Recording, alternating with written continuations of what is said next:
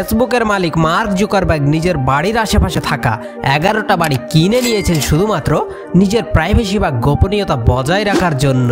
কারণ mark Zuckerberg চান না কেউ তার ব্যক্তিগত জীবনের উপর নজর দিক।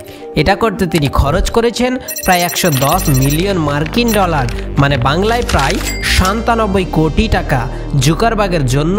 যদিও এই টাকাটা কিছুই না, কিন্তু সবচেয়ে আশ্চর্যজনক বিষয় হলো যেই বাড়িগুলোর দাম ছিল মাত্র 2 থেকে 3 কোটি টাকা, সেগুলি তিনি কিনেছেন 14 থেকে 15 কোটি টাকা দিয়ে, শুধুমাত্র যাতে কেউ তার বাড়ির চারপাশে থাকতে না পারে। এখন তার বাড়ি পুরো আশেপাশের বড় একটা জায়গা জুড়ে উনি নিজের মতো করে বাড়ি বানিয়ে ফেলেছেন, পুরো এলাকাকে ঘিরে ফেলেছেন সিকিউরিটির মধ্যে। উচ্চত মানের CCTV camera, personal security guard সবকিছুই লাগিয়ে রেখেছেন।